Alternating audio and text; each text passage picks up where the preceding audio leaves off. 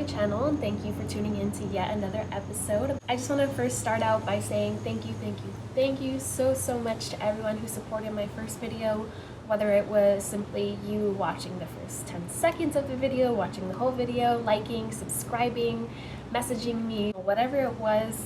Anything that you did revolving around my video made me absolutely happy, and my heart was so full. I was over the moon, and I just can't explain how excited I am. I had been contemplating making a YouTube channel for the longest time revolving around mental illness. I was really iffy with that because I'm still going through it, so I was wondering if I was even in a position to be sharing my story or sharing my experiences or giving advice to other people. And then once I overcame that, it became a question of, okay, well, let's say I do make a video. Are people actually going to watch the video? Are people actually going to care for what I have to say?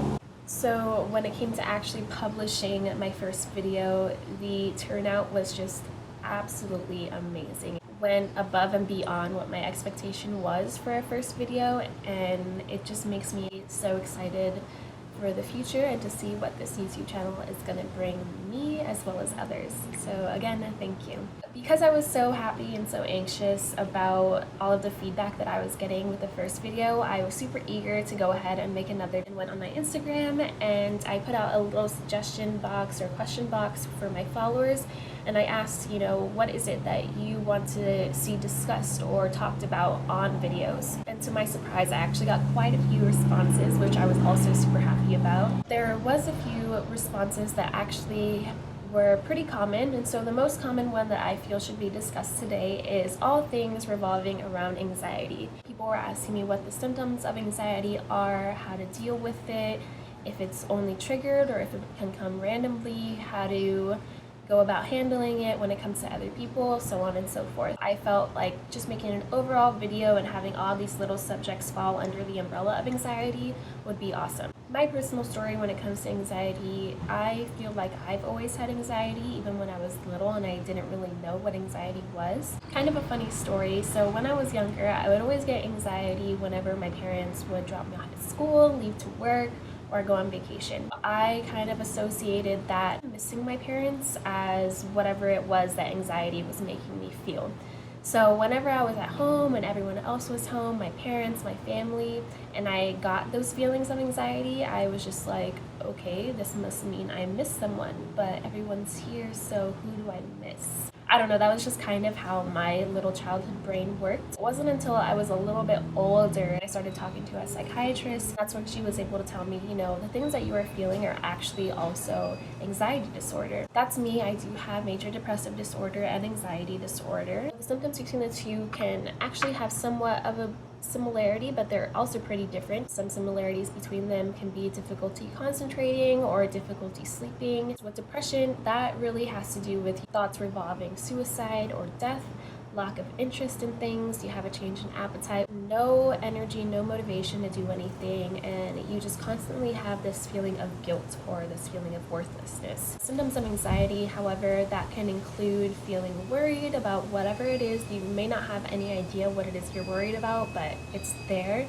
You can feel restless, irritable, and you just have muscle tension. When it comes to depression and anxiety, they do kind of link, however, not directly. What I mean by that is studies have actually shown that most people that have depression also have anxiety or vice versa. However, there is not enough scientific evidence to prove that one necessarily causes the other. So just because you have depression doesn't mean that you're going to have anxiety, or just because you have anxiety doesn't mean that you'll end up developing depression. It just means that most people that do have one most likely have the other, but that doesn't mean that one causes the other. When it comes to anxiety, there's different situations and scenarios that you can find yourself in.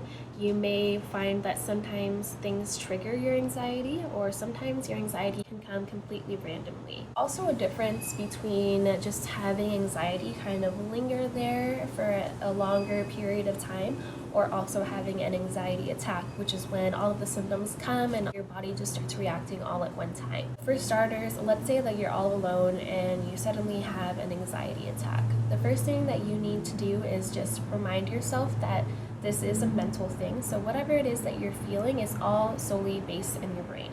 You You do have to make sure that your mind just stops bouncing all over the place, because that's the last thing that you want to do. If anything, that's just going to trigger your anxiety even more. Reminding yourself to just gather your thought and just focus on one thing, and that being yourself. For instance, let's say I have an increased heart rate while I'm having an anxiety attack. What I would like to do is basically just stop whatever it is that I'm doing, and I just need to bring my thoughts again all into one, and I can focus on just whatever is going on internally. I can tell myself, okay, just breathe, so that my heart rate can actually slow down. And then in that case, you can just literally just feel your heart beating and then feel your heart kind of slowing down.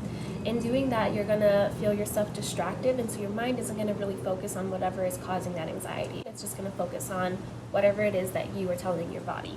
Dealing with an anxiety attack when you are alone is going to be a lot easier if you're at home, for instance. But let's say you are at school or at work and you're surrounded by other people, or you're in an environment where you're not necessarily comfortable. If you're like me at work, of course, you're going to have customers, and there's sometimes where I'll be with a patient and I randomly start getting anxiety. What I know I need to do is just take time to myself, and so I need to leave whatever environment or situation that I'm in so that I could be alone. I just go to a coworker and I tell them, hey, I need to use the restroom. Can you cover me? I'll be right back. And you should be able to use the restroom. Your employer is supposed to let you use the restroom. There should be no reason why they don't, because that is legally your right. Use that time in the bathroom to just kind of calm yourself down and get over the anxiety that you're feeling. When I am in a school setting, that is a little bit different, because of course sometimes we'll be in a class where the professor isn't as nice as letting you go out whenever you please, or you may be taking an exam and you're not allowed to leave the classroom. In these type of scenarios, what I like to do is I just literally stop whatever it is I'm doing, whether it's taking notes off of the board or working on my exam. I need to just completely stop, because whatever it is, I cannot do productively with me having an anxiety attack. And I kind of just sit there and I feel kind of like a bubble kind of forming around me. And that way I just ignore whatever environment it is or whatever other people are in the room. And in that moment, I do the same thing that I would do if I were completely alone in the bathroom at work or at home in my room. I just kind of, again, stop my mind from bouncing around in different places and just focus solely on what it is that my body needs in that moment. Another thing that may help before an anxiety attack may even happen is when you feel that you do have anxiety, you really need to observe what it is that your body does individually. Not everyone is really going to react the same way. Some person over here may get muscle tensions and feel pain. Another person may be heavily breathing and hyperventilating. You just need to focus on your patterns and what it is that you have going on during an anxiety attack, so that you are able to know what's about to come when you do start getting anxiety, and know what it is that you need to focus on in order to overcome it. So no matter what situation that you're in, no matter where you are, no matter what time of day it is, and no matter what it is that you have going on, you need to remember that when it comes to anxiety, you have to focus on yourself. I know that it may be hard dealing with anxiety, especially on a day that you really need to be productive and get things done. You're not going to be able to give it your best effort if you aren't feeling 100% yourself. So that is why you need to prioritize yourself at least a little bit. Let's say I wake up one day and I know that I have this huge essay to do and I have chores to do around the house. And I have this anxiety.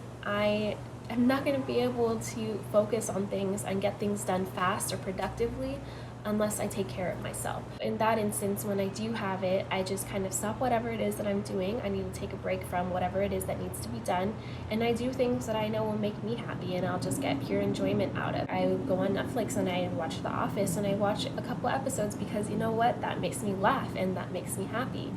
Once I am done watching, like, let's say 2 episodes, which is 40 to an hour later, I would say that I would feel at least a little bit better, or that I at least try to make myself feel better. I definitely feel better than before when I didn't watch The Office. Now I know that I prioritized myself, I helped myself internally a little bit, and I can go ahead and go about doing things that I know need to be done. I know a lot of us are busybodies, a lot of us are students, a lot of us have stuff going on, but just make sure to take time to yourself, because that is extremely important. Your mental health should be number one, your number one priority, because without that, you're not going to be able to do anything else to the fullest extent. Sometimes these anxiety situations can come when you're surrounded by other people, whether it be family members, close friends or your significant other. When it comes to dealing with it, you have to understand how to make yourself feel comfortable in the moment. So for me, for instance, I feel one of two ways. I either get anxiety and I feel like I need to talk to someone, or I need someone to be there for me to help me overcome my anxiety. Or in the other scenario, I may get anxiety and I just know I cannot be with anyone. Let's say you're with someone and you want to be alone. You need to speak up and you need to tell them that. You can just tell them, hey, I'm having anxiety right now and I feel that I really need some space if I can just be alone for a little bit. And of course, you can also tell them that whenever you're done, you'll tell them that you're ready. Let's say that you're in a situation where you do want to be with someone. You need to also focus on what it is exactly that you need, because the other person, once they find out that you have anxiety, they're probably going to be like, okay, just breathe, you're okay, you're fine, everything is going to be fine. I absolutely hate when people do that, because I feel like if anything, since they're freaking out, it's kind of just triggering my anxiety even more. So there are certain ways and certain things that I want people to do when I need help with my anxiety. In that scenario, you can tell the other person, hey, I need help breathing, just help me breathe, or hey, I just need to be held, can you please just hold me? Simple things like that. You need to talk to the other person, because they're not really going to know what it is exactly that you need, and all they want to do in that moment is help you. Let's say you're on the other side, so you're just the bystander there, and then whoever that it is that you're with starts having an anxiety attack. You need to, again, just kind of keep your calm too, and then ask them what it is that you can do to help them as well. There may be some situations where the person is just freaking out so much that they're not going to exactly know what it is that they need, and that's okay too. In a situation like that, the last thing that you want to do is, again, do something that provokes their anxiety even more. What you can do is just simply be there for them. You can even ask them, hey, do you want me to be here, or would you like me to leave you alone? When you do things to help them overcome their anxiety, do it in the form where it's you are telling them to do something with you. So let's say you know that you want them to breathe, okay? You don't want to just tell them, okay, breathe, because no one in general likes getting commands. Whether or not you're having an anxiety attack, no one likes being told what to do. You can just say, okay, hey, breathe with me, because in that case, they aren't going to be worrying about you telling them what to do. It's simply just doing something with you. When it comes to anxiety, you just have to know that communication is key, no matter what side that you're on, whether you're the one having the anxiety attack or you're the one that's trying to help the person with anxiety. Just talking to each other is going to help in that situation, no matter what it is that is going on. And for the person dealing with anxiety, again, just kind of noticing the patterns that go on throughout your anxiety are going to help you and for the person that is dealing with the anxiety, just kind of noticing the patterns that go on when you are having anxiety are going to help you tremendously when it comes to dealing with the symptoms, whether it be alone or with someone. With all of that being said, of course, I know how hard it may be to put yourself first sometimes, because we all have so much going on in our lives, whether it be stuff that we have to do at work or at school, or even stuff that we just feel like we have to do for other people, and we don't necessarily have to do them, just simply because we have such big hearts. You just have to remember that my cat scared me. You just have to remember that you need to prioritize yourself. As hard as it may be, sometimes you need to be selfish, because you need to be 100% happy yourself before you can help others. You can't do things productively, whether it be for yourself or for other people. You're not going to give it your all unless you're 100% yourself. You need to make sure that you're doing those things and helping yourself and putting yourself first.